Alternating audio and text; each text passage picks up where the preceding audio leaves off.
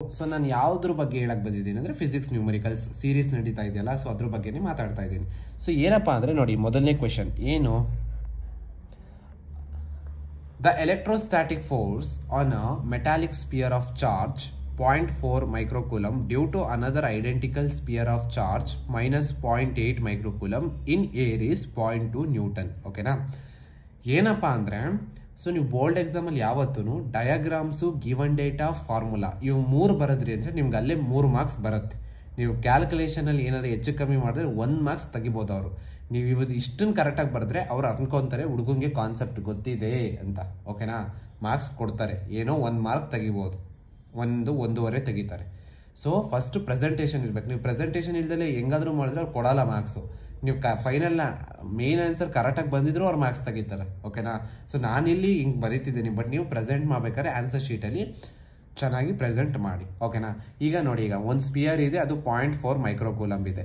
ಇನ್ನೊಂದು ಸ್ಪಿಯರ್ ಇದೆ ಮೈನಸ್ 0.8 ಮೈಕ್ರೋಕೂಲಂಬ್ ಇದೆ. ಇವೆರಡರ ಮಧ್ಯೆ ಎಷ್ಟೋ ಒಂದು ಡಿಸ್ಟೆನ್ಸ್ ಇರುತ್ತೆ. ಕರೆಕ್ಟಾ? ಆಬ್ವಿಯಸ್ಲಿ ಡಿಸ್ಟೆನ್ಸ್ ಎಷ್ಟಿರುತ್ತೆ ಅದು ನಮಗೆ ಗೊತ್ತಿಲ್ಲ, ಕಂಡುಹಿಡಿಬೇಕಾಗಿದೆ. ಅದು ಫೋರ್ಸ್ ಎಷ್ಟಿದೆ, 0.2 ನ್ಯೂಟನ್ ಅಂತ. ಅಂದ್ರೆ ಈ ಚಾರ್ಜ್ ಇಂದ ಈ ಚಾರ್ಜ್ ಮೇಲೆ, ಈ ಚಾರ್ಜ್ ಇಂದ ಈ ಚಾರ್ಜ್ ಮೇಲೆ ಎಷ್ಟು ಫೋರ್ಸ್ ಇದೆ ಅಂದ್ರೆ 0.2. ಈಗ ನೋಡಿ, ಇಷ್ಟು ಡೇಟಾ ಸಿಕ್ತು ಅಂದ್ರೆ ಯಾವ ಫಾರ್ಮುಲಾ ಹಾಕ್ತೀರಾ? Force is equals to k Q1 Q2 upon R². ಓಕೆನಾ? ಫೋರ್ಸ್ ಎಷ್ಟಿದೆ? 0.2. ಕೆ ವ್ಯಾಲ್ಯೂ ಎಷ್ಟು? 9 × 10⁻⁹. ಚಾರ್ಜ್ ಎಷ್ಟು? 0.4 × 10⁻⁻6. ಇಲ್ಲೆಷ್ಟು? 0.8 × 10⁻⁻6 ಅಪಾನ್ R². ಕಂಡುಹಿಡಿಬೇಕಾಗಿರೋದು R². R² ಈ ಕಡೆ ಕಳಿಸ್ಕೊತೀನಿ. ಸೊ 0.2ನ ಕೆಳಗೆ ಕಳಿಸ್ಕೊತೀನಿ. 8 4 8 32. ಕರೆಕ್ಟಾ? ಸೊ 32. ಸೊ 0.32 ಅಂತ ಆಗುತ್ತೆ. ಫಸ್ಟ್ ಇದನ್ನು ಸಾಲ್ವ್ ಮಾಡ್ಕೊಬಿಡೋಣ. So 10⁹9 multiplied by 10⁻⁻12. ಕರೆಕ್ಟಾ?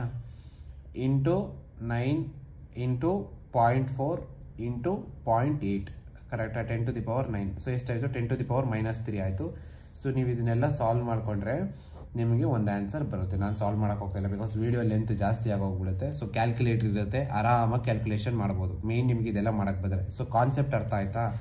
ಒಂದು ಚಾರ್ಜ್ ಇದೆ 0.4 ಮೈಕ್ರೋಕೂಲಂಬ್, ಇನ್ನೊಂದು ಚಾರ್ಜ್ ಇದೆ 0.8 ಮೈಕ್ರೋಕೂಲಂಬ್. ಇವೆರಡರಿಂದ ಫೋರ್ಸ್ ಎಷ್ಟಿದೆ? 0.2 ನ್ಯೂಟನ್ ಇದೆ. ಅವ್ರು ಕೇಳ್ತಿರೋದೇನು? ಇವೆರಡರ ಮಧ್ಯೆ ಇರೋ ಡಿಸ್ಟೆನ್ಸು. ಕೂಲುಮ್ಸ್ ಫಾರ್ಮುಲಾ ತಗೊಳ್ಳಿ, ಎಲ್ಲ ವ್ಯಾಲ್ಯೂ ಸಬ್ಸ್ಟಿಟ್ಯೂಟ್ ಮಾಡಿ ಆರ್ನ ಕಂಡುಹಿಡೀರಿ. ಓಕೆನಾ? ಒಂದು ಆನ್ಸರ್ ಬರುತ್ತೆ. ಓಕೆನಾ? ಅದಾದಮೇಲೆ ನೆಕ್ಸ್ಟ್ ಒಂದು ಕ್ವಶನ್ ಕೇಳಿದ್ದಾರೆ. ಇದು ಇಂಪಾರ್ಟೆಂಟ್ ಕಾನ್ಸೆಪ್ಟ್. ಮತ್ತು ಇನ್ನೊಂದು ಇಂಪಾರ್ಟೆಂಟ್ ಕಾನ್ಸೆಪ್ಟ್ ಏನು? So find the distance between the 2 spheres. ಅದಾಯ್ತು. Okay. Also force between the 2 spheres when they are in contact. ಈಗ ಈ ಕಾನ್ಸೆಪ್ಟ್ ಅರ್ಥ ಮಾಡ್ಕೊಳ್ಳಿ. So 0.4 microcoulomb. ಓಕೆನಾ? 0.8 ಮೈಕ್ರೋಕೂಲಂಬ್ ಮೈನಸ್ 0.8 ಇವೆರಡನ್ನ ನೀವು ಕಾಂಟ್ಯಾಕ್ಟಿಗೆ ತೊಗೊಂಬಂದ್ರೆ ಏನಾಗುತ್ತೆ? ರಿಸಲ್ಟೆಂಟ್ ಫಸ್ಟ್ ಚಾರ್ಜ್ ಎಷ್ಟಾಗುತ್ತೆ? ಈಗ ಮೈನಸ್ 0.8 ಪ್ಲಸ್ 0.4 ಏನಾಯಿತು? ಮೈನಸ್ 0.4 ಆಯಿತು. ಕರೆಕ್ಟಾ? ಸೊ ಮೈನಸ್ 0.4 ಬಂತು. ಈ ಮೈನಸ್ 0.4 ಏನಾಗುತ್ತೆ? ಈಕ್ವಲ್ ಆಗಿ ಡಿಸ್ಟ್ರಿಬ್ಯೂಟ್ ಆಗುತ್ತೆ. ಹೇಗೆ? 0.2 ಅಂದರೆ ಚಾರ್ಜ್ ಎ 0.2 ತಗೊಳುತ್ತೆ, ಬಿ 0.2 ಆಗುತ್ತೆ. ಅರ್ಥ ಆಯ್ತಾ? ಸೊ ಚಾರ್ಜ್ ಬಂದ್ಬಿಟ್ಟು ಈ ಥರನೇ. ಈಗ Q1 Q2 Q3 Q4 ಅಂತ ಏನು 4 ಚಾರ್ಜ್ ಇರ್ತವೆ ಅನ್ಕೊಳ್ಳಿ. ಓಕೆನಾ? Q1 Q2 Q3 Q4. So ಇವನ್ನ ನೀವು Q1 + Q2 ಅಂದರೆ ಅಡಿಷನ್ ಮಾಡ್ತೀರಾ. ಓಕೆನಾ? ಇವೆರಡನ್ನು ಜೊತೆಗೆ ಇಡ್ತಿದ್ದೀವಿ ಅಂದರೆ ಏನು ಹೇಳಿ? ಅಡಿಷನ್ ಮಾಡ್ತಾ ಇದ್ದೀವಿ. ಕರೆಕ್ಟಾಗಿ 4 ಚಾರ್ಜ್ ಇದೆ, 4 ಚಾರ್ಜ್ನು ಒಟ್ಟಿಗೆ ತಗೋಬತ್ತಾ ಇದ್ದೀನಿ. ಹಂಗಂದ್ರೆ ಏನು ಕಾನ್ಸೆಪ್ಟು? 4ನ್ನು ಆ್ಯಡ್ ಮಾಡ್ತಾ ಇದ್ದೀನಿ ಅಂತ. ಸೊ ಇಲ್ಲೂ ಅಷ್ಟೇ. ಸೊ 0.8 ಮತ್ತು 0.4ನ ಆ್ಯಡ್ ಮಾಡ್ತಿದ್ದೀವಿ. ಸೊ ನಮಗೇನು ಬರುತ್ತೆ?